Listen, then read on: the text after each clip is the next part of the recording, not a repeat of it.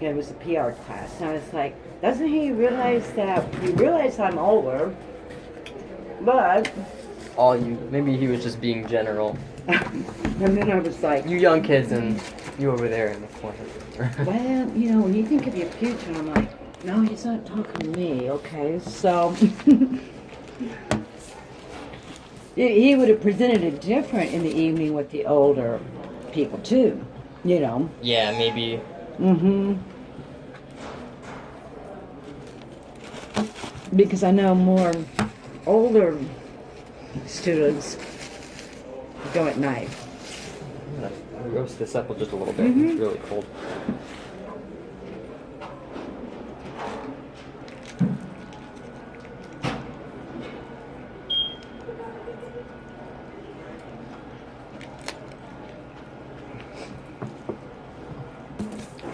So as an overview, I kind of want to talk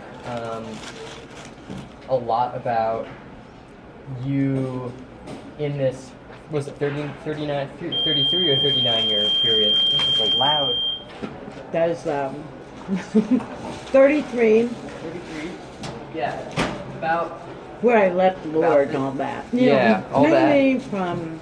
And I want to talk about you coming out of that and really detailed, like your thoughts about all that. And there's some other stuff I wanted to touch about. I did a little bit of background research and such. So let's get back down to brass tacks and just start off something kind of simple, kind of what we were just talking about. So how important is JCCC to you? And like that, getting a good education and stuff like that. Well, I'm very impressed with Johnson County Community College. It's a little bit of a drive for me because I'm from Lewisburg. And it's not like community college 30 years ago. Right. So I had previously gone to Kansas City, Kansas Community College, and that was 37 years ago. So you can only imagine the differences now. And I really, really enjoy it. It's made me get out more when I'm on a fixed income. And I love learning. I've always loved reading. But learning more on proper research. Like I said, I came back to learn how to write, be a more effective writer. And a more skilled writer. And I've had the wonderful opportunity here with wonderful professors in all my classes, from writing to history to PR to all my professors I've had classes with are very intelligent, kind, and I love the youth. So they make you feel young again, so to speak. The youth here bring smiles to my face. We are the future, as they say. I don't know if I trust that, but without a doubt. is this actually going to be long enough? Perfect. And my laptop won't die on me. Put this cord under my laptop a little bit because it has a hard time charging otherwise. But also this. Okay. Sorry to derail the conversation, but make sure this thing charges. Looks like it's doing its thing. I mean, like a culinary school. Can you imagine that? What about a culinary school? JCC. Oh yeah. I understand it's a great culinary school. They have a paralegal school. Do they really? And it's supposed to be one of the top 10 community colleges in the country. Feels like it is. It's really. And what a wonderful library. We have wonderful resources. The Writing Center. This semester I'm exploring the Academics Center, and I'm liking it. It's comparable to the Writing Center. So there's really, really neat happenings here. Yeah. To further your education. So you came here to write your book, right? To learn the skills to be a bit right. Learn the skills. To be a better writer. We'll eventually probably talk about that a little bit, but maybe we can. Do you remember where did we leave off? This crazy story. I think it was after the incident, and you were kind of house hopping because you were afraid that he was going to find you again. You mean the rape? Yeah. Yes, right. Well, that was August 13th, 1990. My rapist, Norman Leo Union, still remains in prison in Kansas Department of Corrections. And after the rape, he had raped me 17 days after I had my son. And this rape was almost 4 hours. It was a rather long, if you can imagine being raped after you had a baby. And some of my children were at home. So when they did catch him, it was a relief. He was the second person, to my understanding, on Kansas City's Most Wanted. And he was on the loose for quite a little time, you know, I think weeks or a few months. And when they caught him, it was... Yeah, how'd they catch him?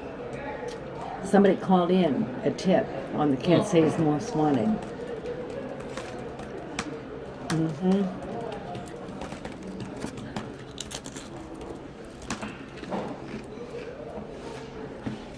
So after that, you...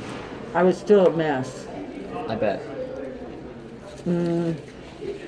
This mess called post-traumatic stress disorder. Yeah. We didn't really talk about PTSD, you know, 1990 with rape victims or domestic violence victims. And keep in mind, I had just gotten out of a domestic violence situation. Yeah. With The ex-husband had broken nose while I was pregnant. And he was not allowed to be at the hospital when I delivered the baby. Keep the baby life safe. I did get a restraining order, did divorce him, and those are the things important to educate now you young people. So we hear all these stories, but we still have rape, we still have domestic violence, and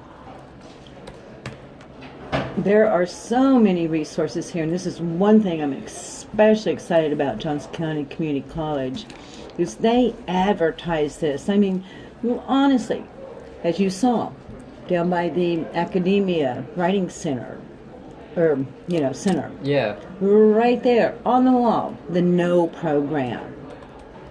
You have the Title 9 program, or is it 19? But you have to research. Yeah, I don't remember that, But they offer that here, and what that is against bullying. No professor, no student should ever bully or harass, discriminate, put down, verbally abuse a peer or student. So if people need to know that they can go to the main site here, because Johnson County does have a form to report these cases either anonymously or not. And we should be about protecting students, ourselves, and the community, right? And so I like how they, at the college here, advertise for MOSCA. And that's What is that? MOSCA is an outside agency, and it's at 39th or 31st and Broadway in the former BMA building. I believe it's Edelman Thompson's big tower building now in Kansas, Missouri. But it's a metropolitan organization of crimes of sexual assault. So when you see those cards around Yeah. or on the billboard, MOSCA has people like they came to me in the hospital after my rape very early in the morning, which at that time angered me because it was, as we discussed, you know, Yeah. very early. I'm like, really, 3, 4 in the morning is, you know. Right. But that is an outlet for somebody. And like I said before, men and boys get raped too. They also have a part of Mosca that helps men and boys who have been sexually assaulted. Oh, really? So this is good news. We've known for years that that has happened. Mm-hmm. But even knowing it is getting the word out there. It's like, oh, we have this. We have advisors here that I've gone to the advisors when I first come to school here. And I see 2 advisors in particular, and I just can't brag the school up enough for how large their advisor system is. And for me, as an older student, it was very beneficial because I was petrified when I first came here. And they just take the time to help with your curriculum, what you need. So those are things that are assets to this campus. The KNOW program, And the Mosca. the MOSCA, Metropolitan Organization. You have the COPS program here, which is on the website, KOPS, that you can go to report harassment, discrimination, So it's a really just great outlet for all these different. to keep safe, keep our students and employees safe. Yeah. Anybody on campus, really. So after, back to the story after the rape, and you were dealing with PTSD, right? Mm-hmm. How? Of course, it was a long time before I was really diagnosed. My friends knew. I knew something wasn't right. We didn't really put the words with it. What was it like? I guess I don't have PTSD, but so It like. is a hormone thing. After a rape, if you can imagine that you, like for me, I felt ugly. And I would purposely, my coping mechanism was to purposely dress what I call the bag lady look. To purposely dress. The baggier the clothes, the uglier I was. No makeup. Just the uglier I was. Then I knew nobody was going to rape me again. But when you think about it, that's kind of twisted because that's not how 90-year-old people get raped. Right. So, you know, the fear that I lived in, from going from my brothers in Higginsville, who's deceased now, to my friends here and there in Johnson and Wyandotte County with my children, because I never went back. And until they caught him, I still, even after they caught him, I was still scared. But at least I knew he was captured. Do you mind if I take any photos of you during this interview? No, Just as long real- as just I real just quick. like, I don't know. It's something different, you know, like the emotions and stuff that come out. yeah, I know. As opposed to, you know, standing there and I you know, know. looking like that. So don't be surprised if I, you know, pop up and get a good glimpse here and there. Because this is really good lighting too. Alright, anyways, sorry, I didn't mean to interrupt. Mhm, no. You were still scared and you felt dejected and everything. So, it must have been kind of hard, you know, being a daughter of like a seamstress. You know, having to dress ugly and stuff. Bag lady clothes. I'm telling you, they were like real big moo-moos, and the dirtier and the more grimy, whatever I could do to make it look like, do not look at me. Do not look at me. Because if you look at me, you know, I wasn't right. And to lay there and cry. Now the odd thing is, when I started going back to work, I did buy a registered federally registered 38 special. Gun. Yes. And the sheriffs, after they caught him, Mm-hmm. him and his wife took me to their farm to make sure I knew how to use the weapon. You could do that then. Now we have, these classes Yeah. to take.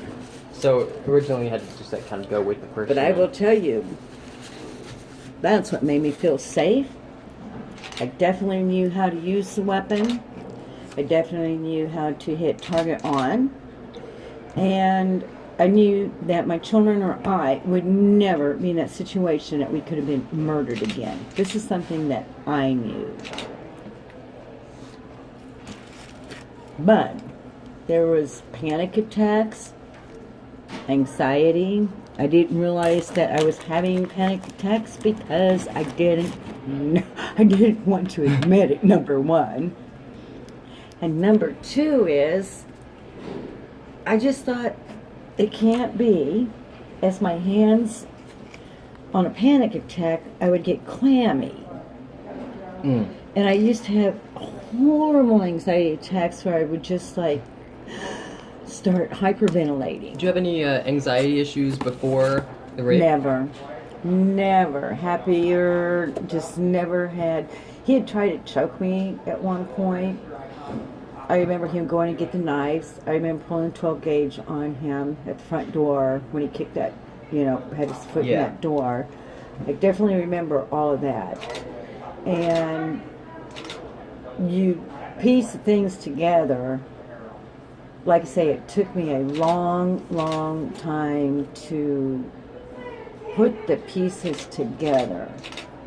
So, unfortunately, when I went to Moscow, my rape had made me prejudiced.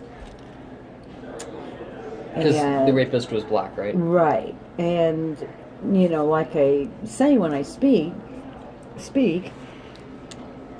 if I was raped by a professor, Yeah. I'm going to be prejudiced, most likely, to professors. Yeah. I can understand. I'm probably going to avoid schools. You see what I'm saying? Yeah. If I was raped by a fireman, And you would. same thing. Yeah.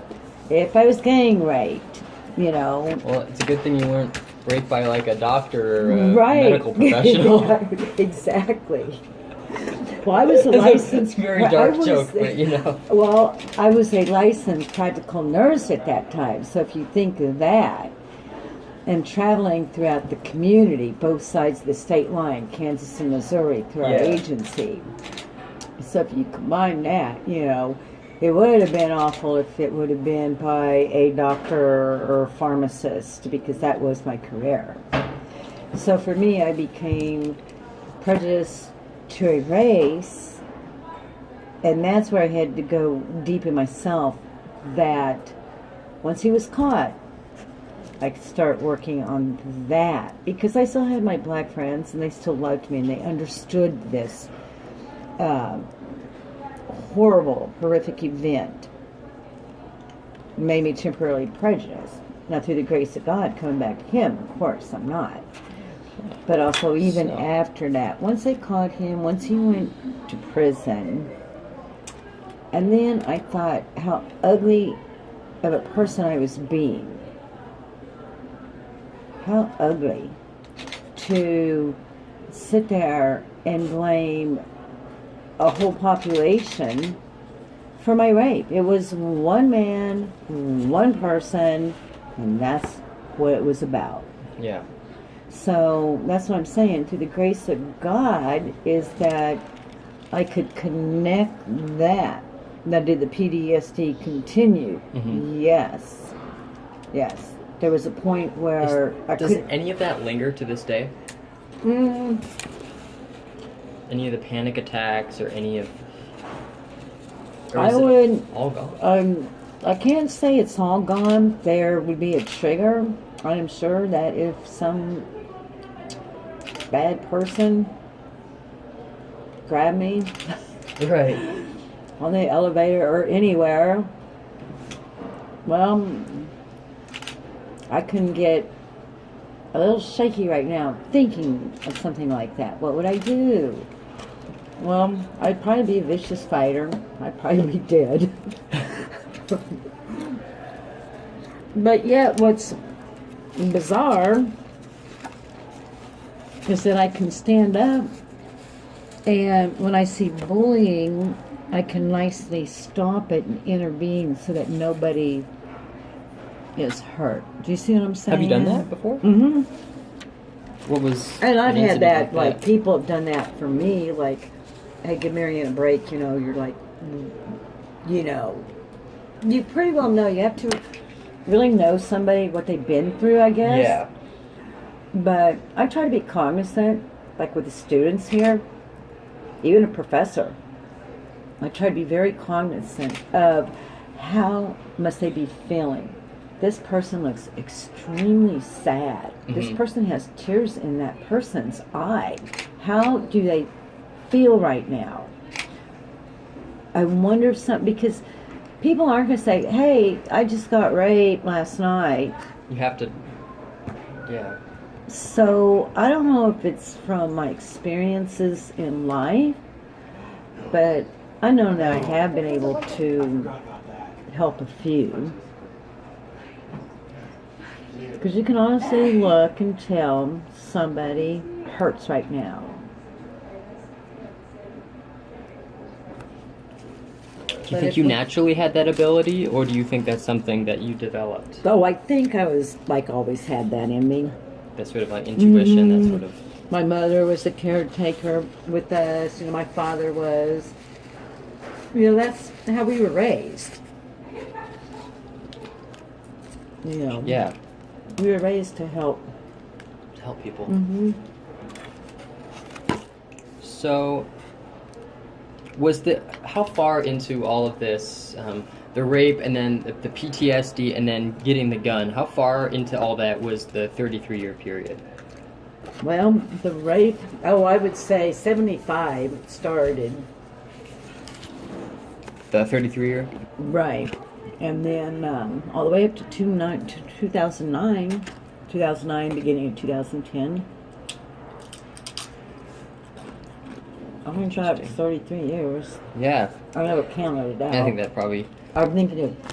I think I did count So that one. through all of this time, were you not very like religious or anything, or what was that aspect of it? Because you said that it ended when you went back. Right. During this time, you still were helping people. You were still, dealing with all of this, but was religion still a big part? Changing law, not really. I became a cafeteria Christian, but I'm a Catholic, so I can say a cafeteria Catholic. What is that? A cafeteria Catholic is when you go to Mass when you feel like it, when you want to.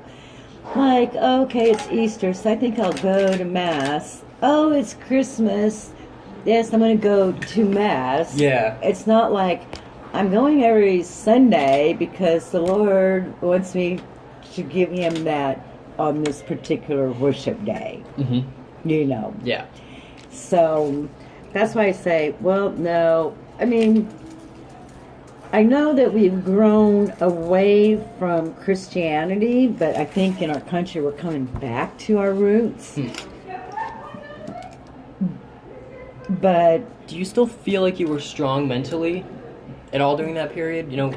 'Cause oh, I would go, yeah, definitely in spurts. At times it was pretty odd that I could go to work, put on my nursing uniform, put on white hose, white, we all wore white back then. Put on white starched outfit, put on your white hose, your white nursing shoes,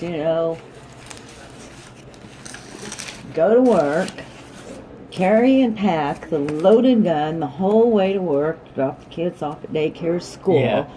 and then go to work, unload the bullets, lock up the gun in the, our nursing lockers, and then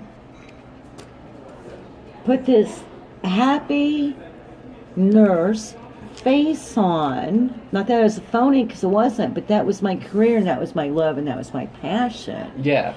And so it was like all at once you could just snap your fingers. It's kind of like like two personalities. Really? It's like, well, when I'm maybe too part of it was I'm in a hospital. There are a lot of people around here. You know what I'm saying? Yeah. Or I'm in a great doctor's office because I'm a traveling nurse. And I know that I'm going to be safe, you know. Especially in a hospital, you had security guards or you'd have a rapport. Oh, here's so-and-so, she's coming in. But then when you got off of work, and then you got the joy from doing your work, but then when you got off of work, well, here goes that routine. Okay, before I get out that door, put the bullets in the gun, keep it in my pocket, have my hand on it, walk to the cars, key in the other hand, bag struck on my shoulder, get in the car. Now you can drive off, lock doors. You know, it was very... It was like two different worlds almost. Two different worlds, because you now, as a rape victim and domestic violence victim, are outside in the real world, you know, not with sick people, not with protectors. You're by yourself again. So you have to be on guard. Yeah. And that would throw me sometimes in a panic attack. Like, if somebody's suspicious, pull up next to me. Stay calm, deep breathe, you know. Yeah. It was quite an ordeal, very scary. So, he's in prison to this day. Laws have been changed. And I think one thing that really helped me was knowing I had to forgive him. Mm. But that does not, he received a 15 to life sentence on a plea bargain. Why did you feel you had to forgive him?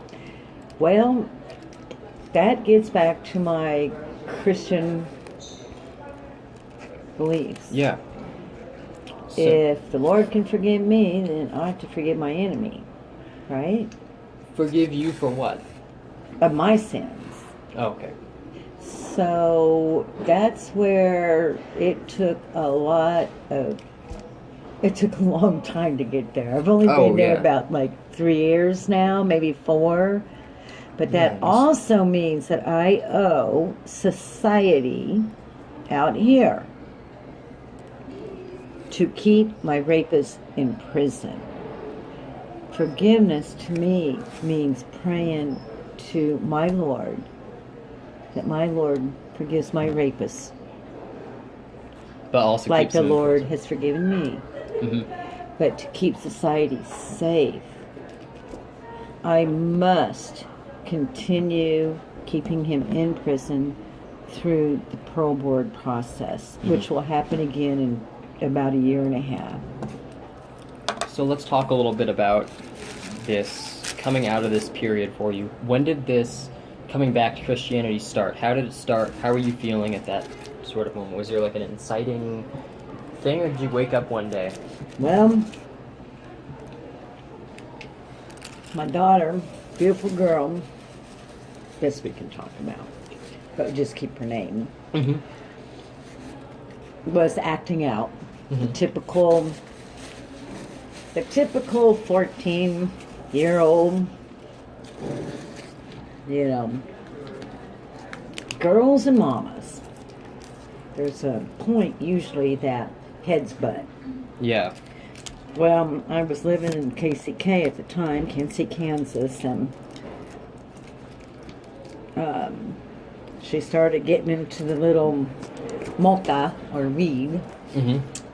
and here I was putting her in a private education with little money.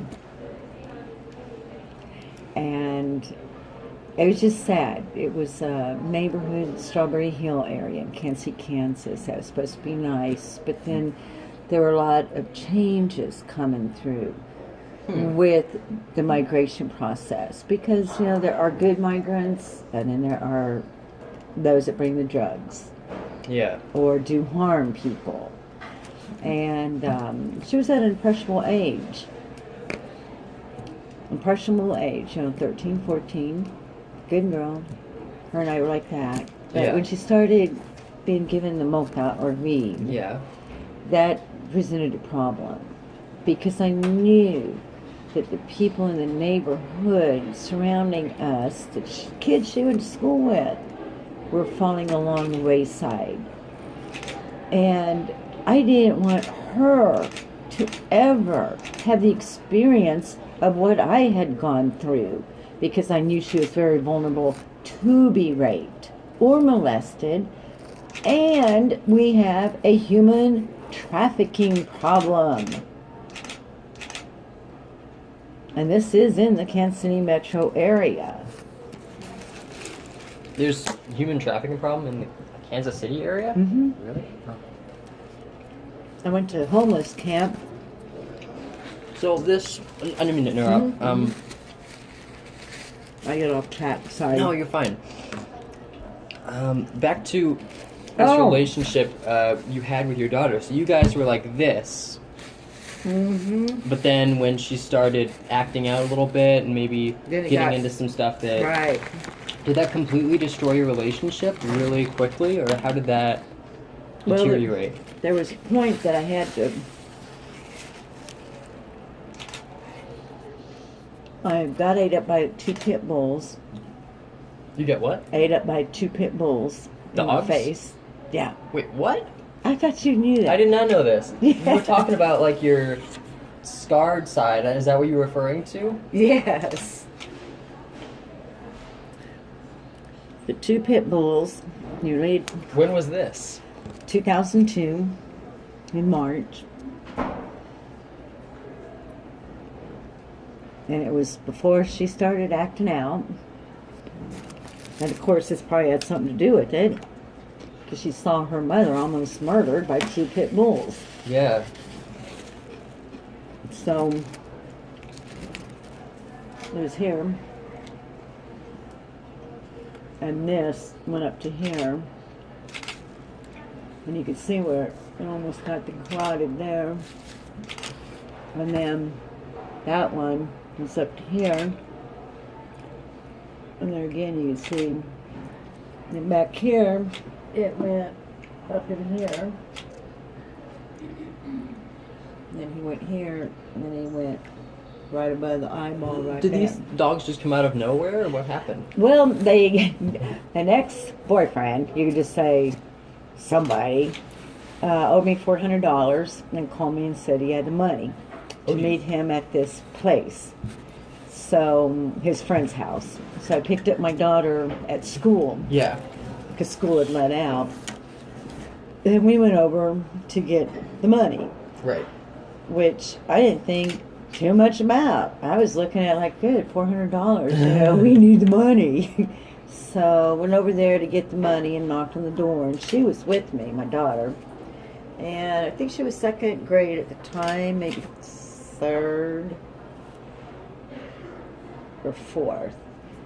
But he come to the door, and we never went in. And he came to the door at his buddy's house. But when the door was open, there was a table with a bunch of guys. They were all doing drugs, Yeah. which was shocking in itself because everybody had their own little crack pipe, which was very shocking. Super quick.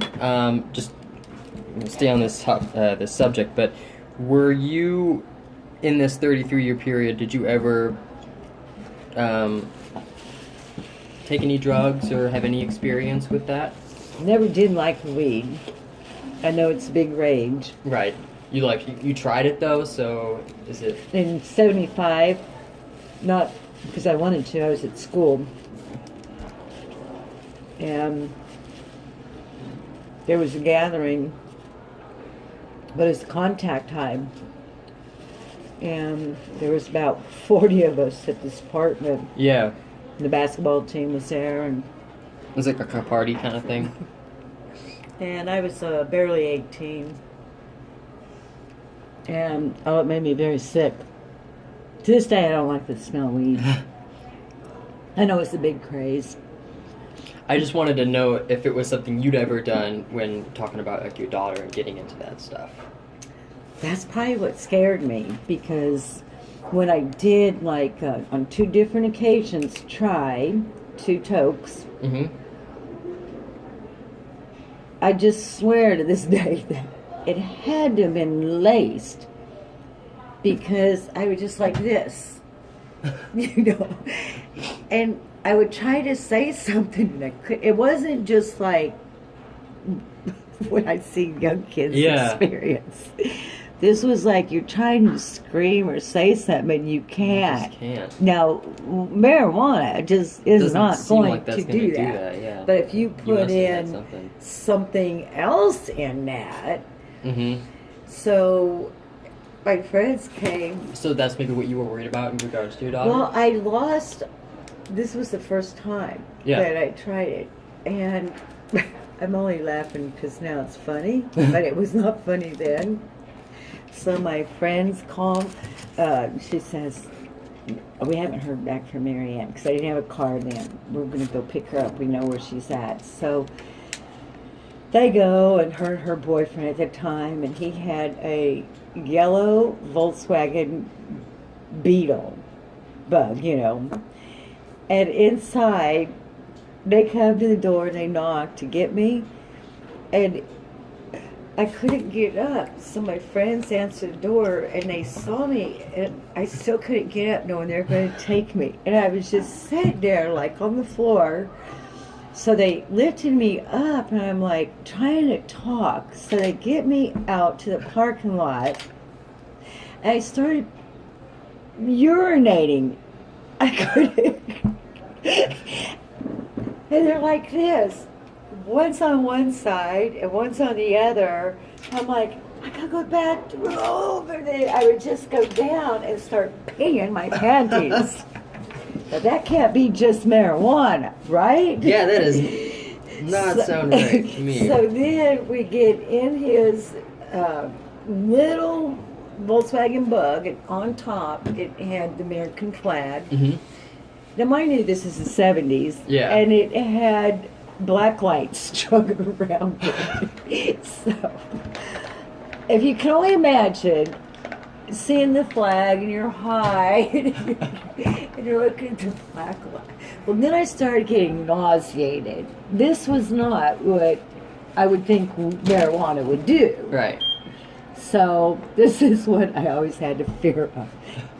So, I have never liked it. I think it You stinks. seem to have a very bad trip there. Very bad. And it happened twice. Did And it happen so- the same way the second time? Pretty much in the same school. So, but you hear about these things, Yeah. and I have kept educated on it to know that, yeah, it probably was laced up. Yeah. You know, could have had, as far as I know back then, LSD in it. It sounds like something more LSD related to me. Or a than- horse tranquilizer, or I don't know. So back to your daughter now. So the of course pit bull I would story. be scared. Yeah, if you put in my past experience and then you put in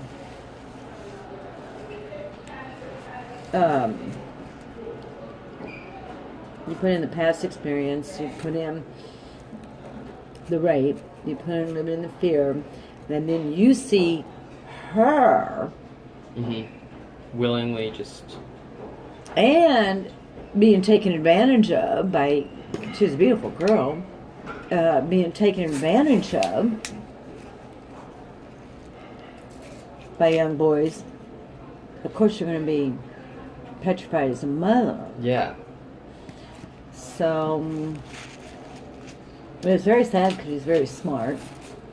And eventually, she slapped me one day after the pit bull attack, and I was healing. And this took, to show you how much pain it was, there are 3 nerves here that when the pit bulls ate, it severed these 3 nerves called trigeminals. Oh, really? And what that means is you will have extreme pain. So it was almost 7 years that I was on morphine, Contin. 30 milligrams, 7 years? 7 years. So if you think of this, the miracle that I can even smile, the miracle that I can laugh, the miracle that I don't have that kind of pain now. Yeah. I used to have to get steroid shots. Both KU number one saved my life, the trauma center, Dr. Udobi. And then eventually they would give me steroid shots here. There's a little notch. Under your eye? Yeah, feel a little notch on your eye right here, Yeah. your cheekbone. Uh-huh. No, go under the eyeball. Yeah. They would get a needle, and that's Ow. where they would put the shots. It hurt. And then the other shots would go here because the occipital, Mm-hmm. and like you can see where the hole is, but they would literally get shots and put them right here to go up and take care of all this pain because the occipital infiltrated the neck down and through the whole head, and then the pit bull here got all this and then through the eye. So it was quite painful. And with that kind of pain, I remember one night that I couldn't sleep, and the pain was so horrific that they had to send me back. I went like 24, maybe 36 hours without pain. So they sent me back to the hospital and had to get the pain control under. So they send you to the pain clinic. This is not like a regular doctor in these kind of situations that prescribes you the pain medicine. Yeah. This isn't like pill hopping, pill, this or that. Right. And they could tell also by your EEG that she is for really in pain. The EEG is where they hook the electrodes to the head. And so when you try to sleep, if you're in like really severe pain when you're sleeping, these one of the waves, alpha or beta waves, are just going to go crazy. Yeah, yeah. So they could see she is really in pain. But my face didn't shrink for probably a couple of years, maybe 3, that the swelling went down. I could show you pictures of when the detectives went in at KU Trauma Center. They took the camera and took the pictures, and they told my daughter that I wasn't going to make it. So here... Was there a chance you were going to die? Yes, That whole thing? from the pit bulls, yes. Well, both, if you think about the rapist, and then you Yeah, think true. about this. And Did that make you more anxious? the... Did they make you anxious or prejudiced against dogs at all? I was very scared of pit bulls, because I'm a dog lover. Yeah. But at pit bulls, when I saw pit bulls, it was the same thing, like about the rapist. So when I saw the pit bulls, I would get a frantic panic attack. Yeah. And it wasn't until about 7 years later that I was down at BP by Westport, BP gas station, Yeah. and on Broadway there. And my friend manages that, Jesse, and I said, I went in, stopped in, got the gas, and there was a beautiful white pit bull in this truck. And I was like, I think that pit bull looks friendly. It was like I knew. So the guy gets out, and I'm still sitting in the car, and I roll down the window because I want to see if I can pet that pit bull, if it's friendly, of course. So I said, Sir, I was ate up by 2 pit bulls, and I have a big panic attack over them, but I think you have a nice pit bull. And he says, well, yes, ma'am, I sure do. And I showed him the scars, and I said, I'd like to see if you would allow me, and you can help me to try to overcome this fear. And sure enough, he walked me over there, walked with me. I petted it. It was a lover pit bull. And so now, I've been around pit bulls. Oh. Well, with my daughter, you can only imagine if you've had bad experiences. And if you've gone through these things in life. Yeah.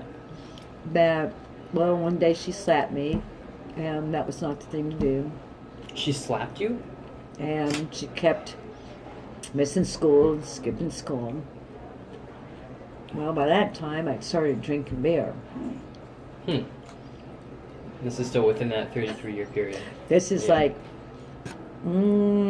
probably a few years after the rape. Well, probably after the rape.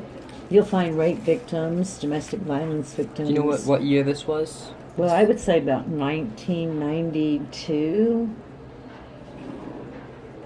Is that this is quite common because we Yeah. want to numb our pain. Right.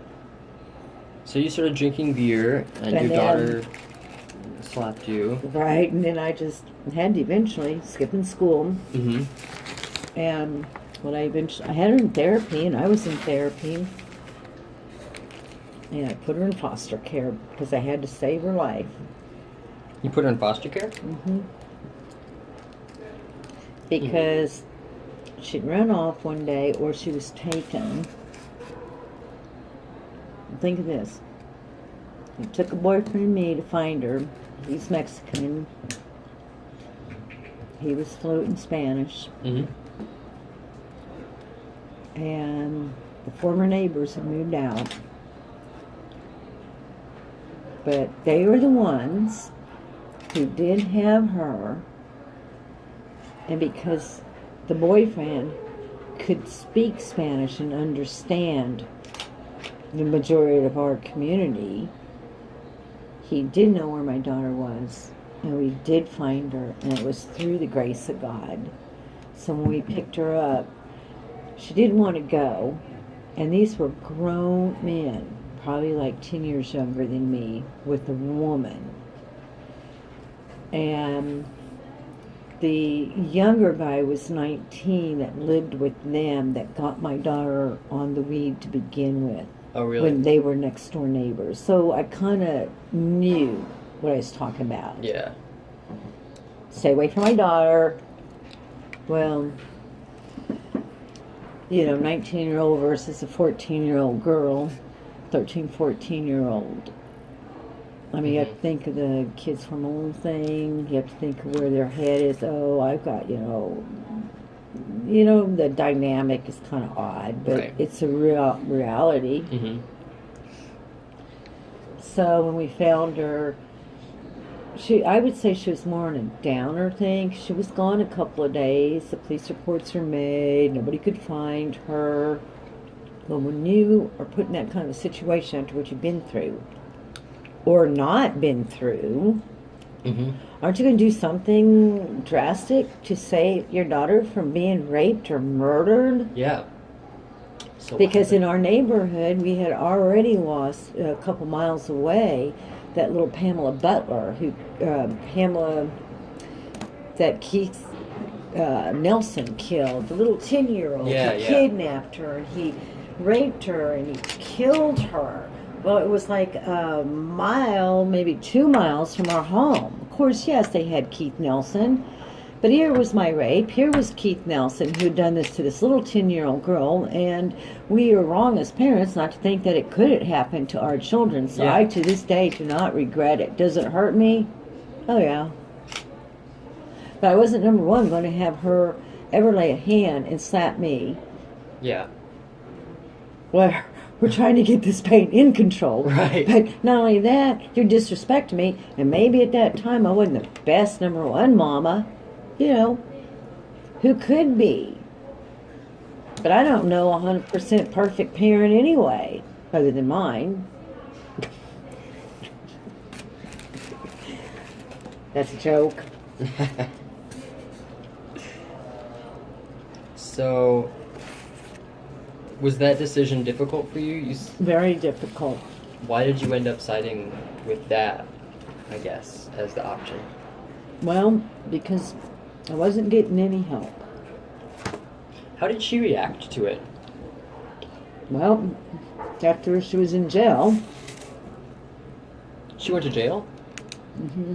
For But the charges were dropped, Why? running around, Oh, running around, running away, slapping her mom, those were dropped. Try to give her every opportunity. And then she got mental health, but the problem is, I'm against this part, I couldn't get her back.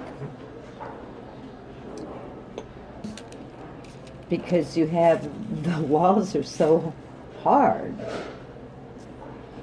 And Couldn't get her back from the foster care, or couldn't well, get they her back sent her from... out with her big sister in North Carolina, but then she ended up pregnant from a military guy, and now I have a grandbaby who is cute. Wait. Hang on. So she went with her sister. What, can you repeat that again? Through the state, through SRS. After the foster care, or before? She was placement through the She was foster placement. care. They'd be like a foster care. It's called placement. Okay. They placed her. So how old is she at this point? Like 19? About 14. 14. She's placed in foster care. Mhm. And then what 15. happens? How did she end up? She goes to Marillac for a while. Doesn't she have to go to like another family, or how does She it work? went to Marillac. She went to Salina. Okay. Did you have contact with her at this Mhm. point?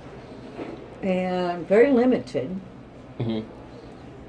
because at that time I'm on disability. And when you're on disability and you have a child, that child gets a disability. So the states get more money to keep her. Yeah. It is just like the opioid problem of addiction we have now, that the pharmaceuticals, follow the money trail. Yeah.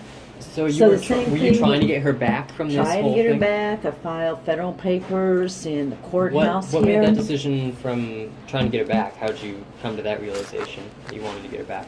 'Cause, well, number one, the therapy wasn't working. Number two, they never allowed me to have therapy with her. Number three, I wised up and knew it was all about money. I knew that they were making the money. And not only that, when the systems and doctors put these young children on drugs like Abilify, Mm-hmm. like Alavil, like Ritalin, like adults they put on opioids, what happens? They start becoming addictive to heroin, right? We've been hearing about all this. Yeah. The research has been there, the studies have been Right. there, and it is the same thing with the children in the foster care systems or mental health therapy. And I am here to tell you that these pharmaceutical companies are doing the same thing to the children. These drugs are black labeled warning for a purpose, because these children end up committing suicide, or what we saw yesterday in Florida, 17 dead. Because all avenues go back on all these mass shootings to these drugs. It's a very big money thing. Of course, you probably won't be able to get into all that. No, but it's very fascinating. But you think about it and research it. So she ended up pregnant, and the state never did anything about it. And the young Hispanic father is in the Navy, to my understanding. And he told my daughter, knowing that she was pregnant, that he wanted nothing to do with her and the baby because he didn't want to lose his career in the military. Yet he got a problem teenager, underage, pregnant, which I'm glad the grandbaby's here, who I've never met.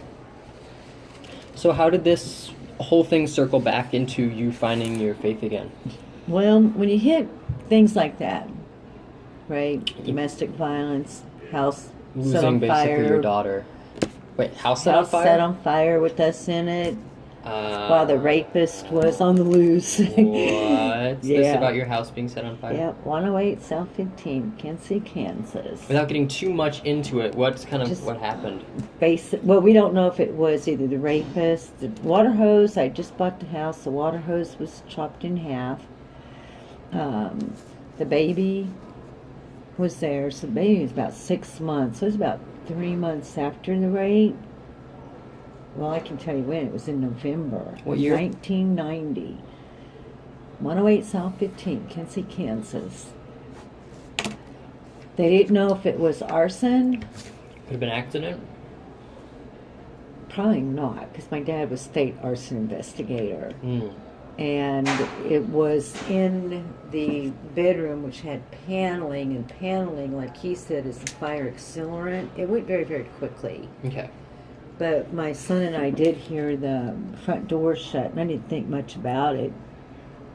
And within like 7 minutes later, I would say less than 10, it was an awful, awful ordeal to see everything burned up. So I did rebuild, but I could never prove, was that my ex-husband, was that the rapist? We'll never know. Right. Never know. So, you know, when you go through all these tragedies in life, then you have to start thinking, well, God, why did you allow that? Yeah, I'd be wondering that. You know. And that's it was very hard. I did a lot of journaling, I did a lot of writing. You really looked into yourself a Right, little bit? and a lot of then- introspective. When you do that, and then, you know, when my daughter started acting out, I got to get back to church. How can I have her in a private Catholic school, Bishop Ward, and then not be walking the walk, you know? I've got to show her. So we started going back to church, and But you've been the cafeteria Catholic all this time. and I was so- still cafeteria Catholic because I didn't understand. I'm going to my grade school church, which is now the masses are in Spanish. Okay. I mean, think about Yeah, this. that's weird. But it was a block and a half, 2 blocks away from where we lived. Yeah. Let her meet Father. I introduced myself to Father. I go back to him getting into the faith. And I was learning Spanish, so I would try to decipher, and she loved the culture. And this you is know. all before all the crazy stuff happened. And with, like, the then slashing. she starts, Because Right. of her learning Spanish, and she then met our this guy. next door neighbor, who was an illegal, and he was pretty rough, 19-year-old. And then next, he was living with this married couple who was about then my age. Do you ever think, like, what if we never went back to church? Mm-hmm. What is that like for you Well- thinking about that? I think for me, it was help me heal. I think for me that I've accepted all this evil, all this bad. I've seen how it's made me grow in depth to understand other people more. That's why I can say that I can look at somebody and say, they're really sad. They need a smile. Or how are you today? You know what I mean? Yeah. Empathy. And my daughter's safe, and my daughter's alive. She's back in college, and she's a good mom. So, wonderful. for me, going back to the faith, it made me realize, well, God didn't do these things to me. The devil didn't do these things to me. But I do believe I do know there is a spiritual force. Right. Because, see, I could have gone in the spiritual realm, we call it a veil. We can't see the angels and the demons. Right. But I could have gone, like, been the biggest prostitute out there as far as streetwalker after the rape. That's common to be promiscuous, or it's common to be the other extreme. Or I could have been a big dope person, shot up, morphine content, Percocet, Yeah. be a heroin addict right now. Or an alcohol. I do like my wine. Well, yeah, I mean, but like alcohol. Right, you know what I mean. And I used to be able to drink, a lot, but there's something about when I came back to the Lord and said, oh, well, I've done this, examining your conscience. man, if Do you ever examine your conscience in regard to the abortions? Oh, I used to, yes. You used to. But Okay. see, you don't have to examine your conscience once you come back to Jesus, because you know He's there for, or whoever your healer is, He is there to forgive. Now, will you have days that you say, "Oh, why did I do that?" Yes, that's normal. That's part of it, aborting, and that's okay. But do I beat myself up now? No, because I have healed through like Project Rachel and Rachel's Vineyard. So I've healed, and I do know that the healer is my Savior, and that made the pain of my past go away through all realms, where I can say, God didn't do these bad things to me. God didn't let me be raped. God didn't make that rapist do that, Norman Union. God didn't have them two pit bulls do this to me. God didn't allow my daughter to be in this situation. God didn't do these things. These things happened. It is, yes, you can either... In a way, do you think, though, in the most backward sense, looking back at it, do you think that those happening like transformed you into the person you are today? Oh, definitely. I mean, think about it. Yeah. I can say that I lived through the rape, because I should have by all rights been murdered. You were also a breast cancer survivor, right? Right. Had a double mastectomy 5 years ago. 5 years ago. You know, I am diabetic, but they think I might be on the way to being cured. Really? You know, so I had to wait for a few more little blood tests. But, you know, now that my life is like coming to an end, I have hope that I can be in heaven one day. So that's what makes it like really, really special. And I don't fear that I'm going to go to hell, because that is the Christian's belief, heaven or hell. Right. But I know that my Savior, God, my God, is all powerful, that His love is bigger than any sin. All we have to do is accept Him and come to Him. So that's the beautiful part. You say you don't really... You said you hadn't really examined your conscience. Do you ever still do that? I feel like just because you find faith that, you don't just accept everything that happens, what's that psychological toll, even though... The examining the conscience is...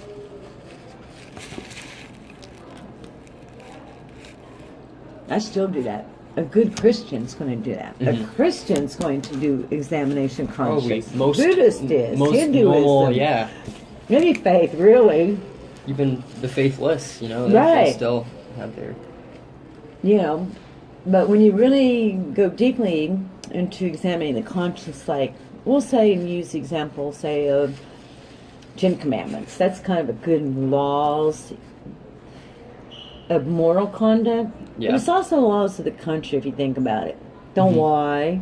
Don't perjure yourself in a courtroom, right? Yeah. Don't lie on your college test, right? Don't murder. I mean, Yeah. So, what's wrong with 10 Commandments? Because they are basically the code of our laws in America. So, if you follow those, and you look at them and say, oh, it says no adultery. Oh, well, I just cheated on my husband. So if you don't examine it and repent of it, then how can you change it? Right? Yeah. I went to the store today and stole that pint of vodka. Nobody saw me. Well, then hopefully something in your conscience is going to say, you're going to get a big hangover, Yeah. I'm going to spark you. That could be the good God. Yeah. I'm going to spark your conscience.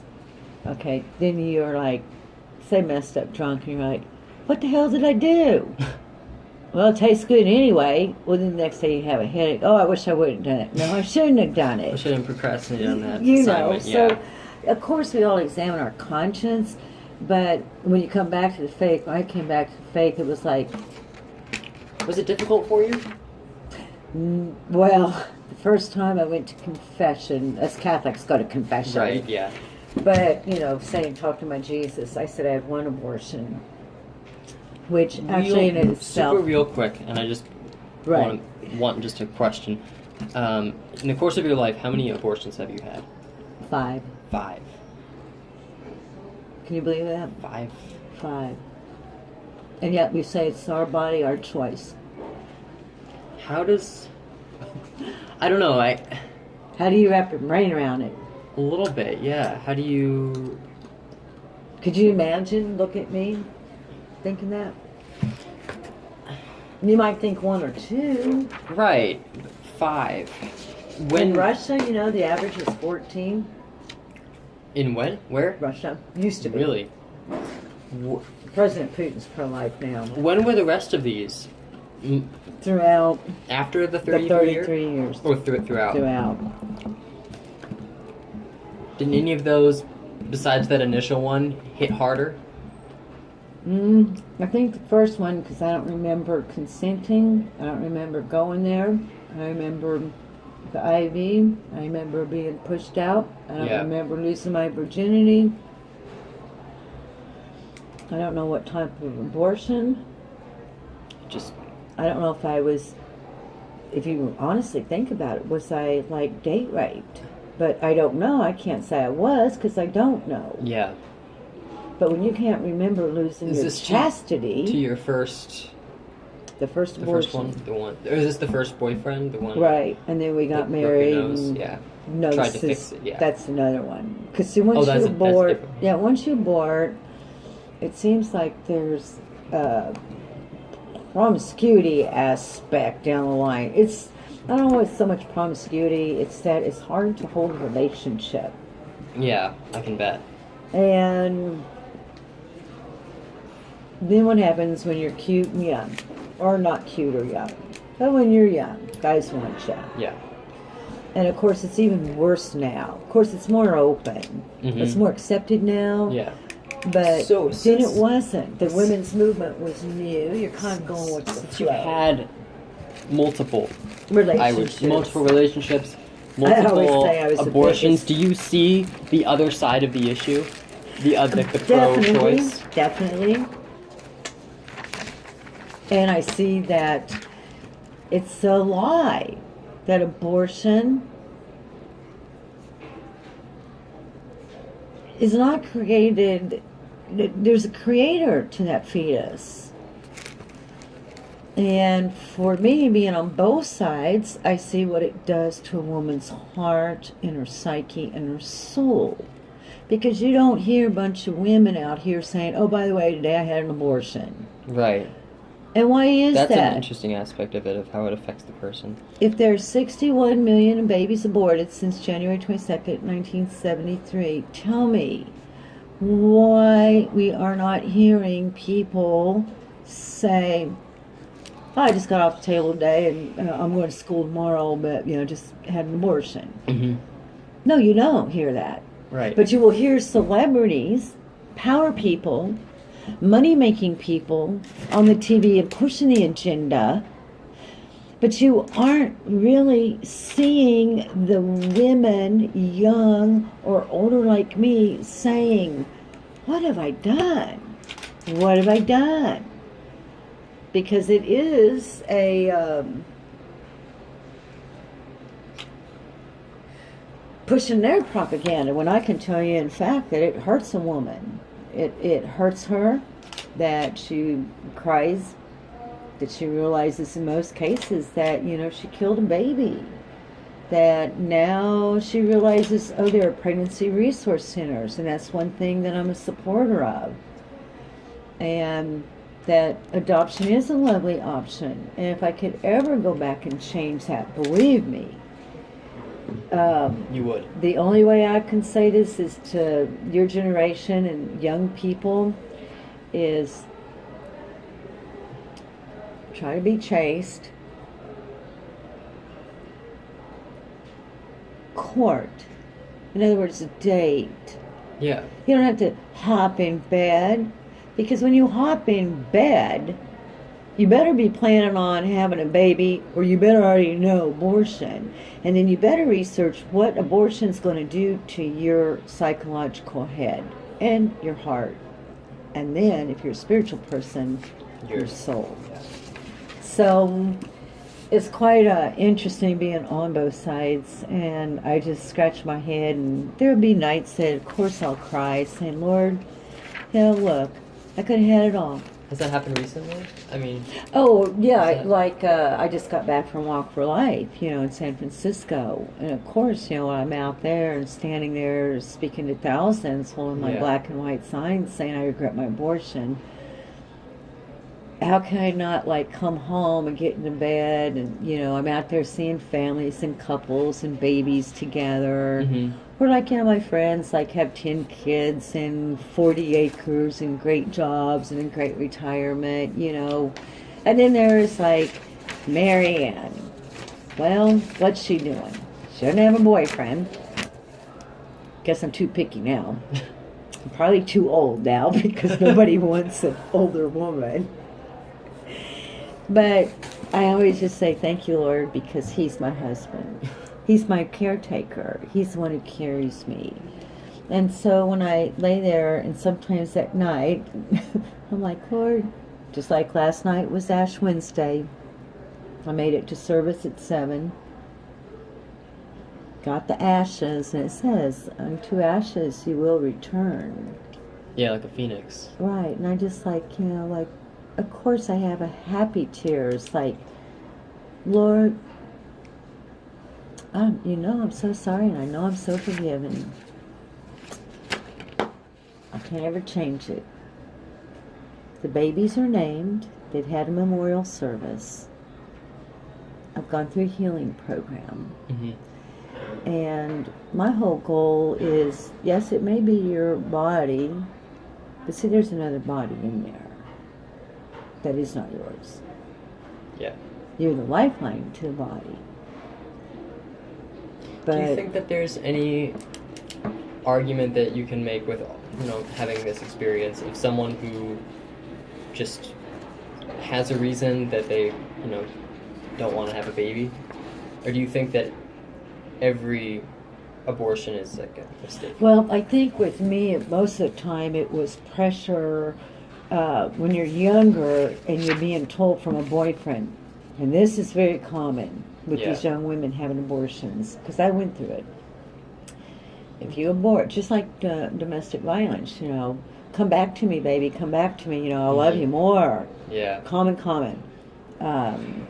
That's a devil's eye. Or like a rapist. If you go report this, I'll hunt you down and kill you. Okay? Okay, just like abortion. If you abort the baby, I'll go with you. I'll pay for it. And I'll love you more.